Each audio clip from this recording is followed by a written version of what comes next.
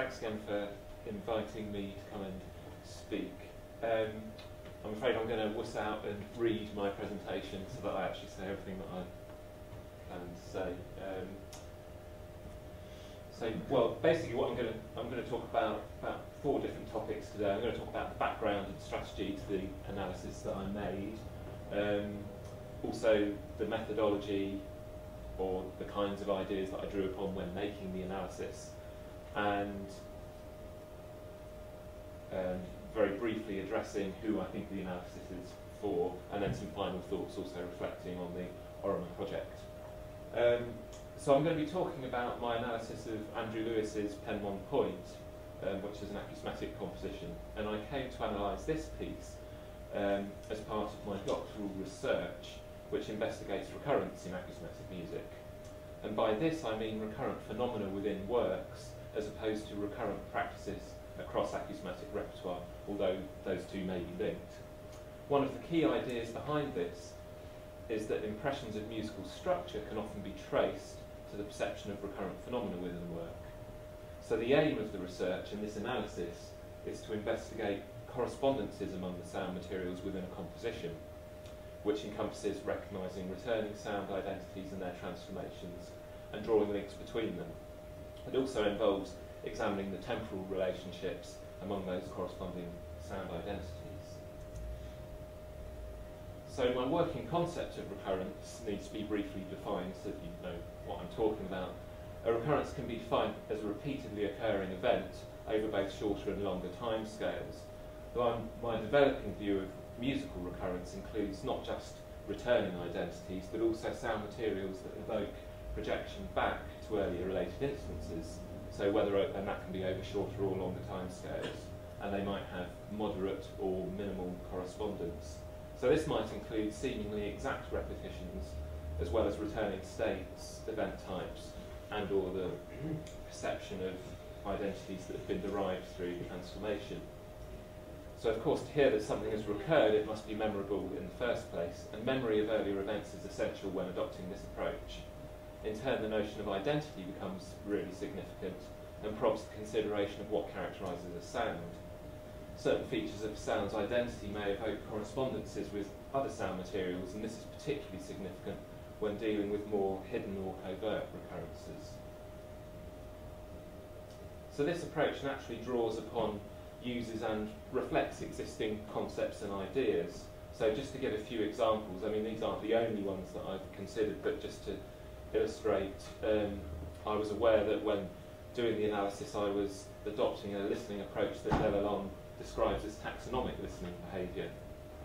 And this approach reflects the listener's desire to have a global synoptic vision of the work, and involves creating lists or sections of events that are distinguishable, to notice how they're arranged relative to one another, and to memorise this information, resulting in an overall impression of the work. In describing identities, I've often used small e's spectromorphological terms and concepts because they provide a comprehensive descriptive vocabulary for electroacoustic music, and they might be familiar to potential readers. Source associations are also very significant and are of course discussed. Gary Kendall talks about the gist of events, providing a useful view of identities, especially when listening out for recurrent phenomena. He describes gist as what the perceiver acquires from a brief glimpse of something, and usually includes the most salient features of the situation. So thinking in terms of the gist of identities and how their features may correspond with other sound materials is very useful. So why this work? I came across Penmon point while surveying many works that might be suitably examined from the recurrence point of view. It exhibits recurrences over different time scales throughout, both explicit and more hidden. And the more I listened, it became apparent that many of these recurrence types were specific to acousmatic music. For example, the work features a variety of source-bonded identities, which bring particular real-world references with them. They also seem to be the source material for some of the more transformed sound identities that are introduced later, and these relationships create interesting fields of correspondence. Additionally, the key identities in the work are defined by the contrasting and striking spatiality that they each convey. These different spatial impressions help define the different sections of the music and are fundamental to the form and structure. So on initial listening, there appear to be many avenues to investigate. So coming to methodology, I mean, this analysis isn't isn't the result of a rigorously applied, predefined recurrence method, but rather it's part of my exploration of this concept that I've been formalising through my PhD research and through composing. That said, I did do some of the things that one might expect, such as identifying the significant sound materials, looking at where they occur and recur, and making sketches and graphic scores. Also, many of the key recurrence ideas were in place from a theoretical viewpoint before I started the analysis. So, for instance, the significance of identity, different kinds of identity correspondence, the structural function of the recurrent identities, and the different kinds of temporal relationships. However, these weren't fully formalised or developed. As I say on the Orimer website, surveying other works in a similar fashion has enabled me to classify different kinds of recurrent phenomena. And by examining a number of different works to a degree of detail, I've been able to identify some common concepts of recurrence relevant to acousmatic music. So listening was central to my initial investigations, and by this I mean that I was keen to develop an oral impression of the work at first, involving listening over a number of consecutive days. I wanted to get to know the work as a listener, to see what my ears picked out and to establish a view before I made any notes or transcriptions. I deliberately didn't read the programme notes at first, although I was aware of the location referred to in the title. This may well have influenced my listening attitude, but certain observations would likely have remained the same because of the particular sound materials and the real-world associations evoked. Certain features stood out fairly quickly, and these became the subjects of the eventual analysis, and I've listed lots of those up there, which I won't read through. But yeah.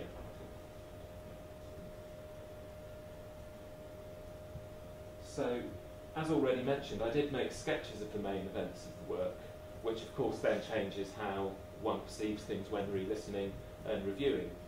And having a visual record of events meant that I could quickly locate and see where the earlier corresponding identities were located.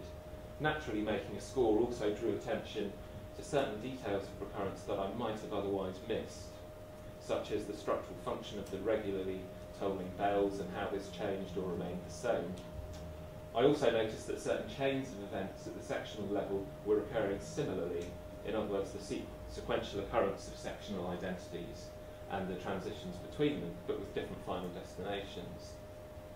I've also presented a fairly crude, well, very crude, acousmograph style score to accompany the written analysis, because this represents many of the recurrences discussed in the text.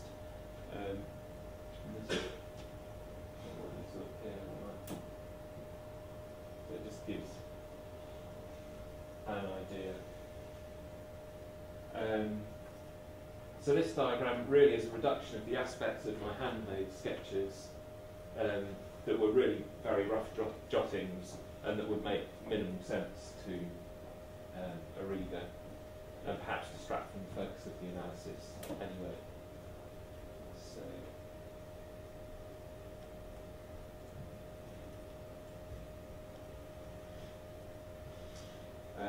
and I was keen to illustrate in that, or in simple terms, the spatial contrasts of the piece and how these recur and how they articulate the structure, as well as some of the more covert correspondences. So regarding the potential audience, when I made the analysis, I was thinking of other composers and analysts, or had those people in mind. So hopefully it provides some valuable ways to consider sound identity correspondence and temporal relationships that perhaps are diagnosed orally but have not been rationalised. Additionally, listening and analysing in this way may uncover means of recurrence that are identifiable and usable within composition practice. In these ways, the recurrence approach can act as an analytical method, as a listening strategy and compositional stimulus. It's also changed the way that I think about my own composing, affecting how I select, record and transform sounds, how I think about aspects of correspondence and how I structure my compositions. So regarding being part of Orimer, publishing the analysis, has been useful in that I've received feedback on it, suggesting that this point of view does offer something to ideas for listening that are appreciated by others. While I haven't then changed the content of the analysis yet, I have considered how I might present such analyses in the future. And I'm aware that there's often much information that one wants to convey, but which could become very tedious for a reader. So looking at the other Orimer analyses has made me really reconsider the balance between visual and text-based materials. And I think seeing the difference between Mike's analysis of Dripsody, which was the very focused-in approach, and Andy's other one, it was interesting just to see how that played out, and made me consider what I would actually put up there. So on reflection, I wonder if there's a way to make my future analyses less text-heavy and more concise, perhaps with the use of tables and more comprehensive diagrams. And that's it. Thank you. Thank you very much.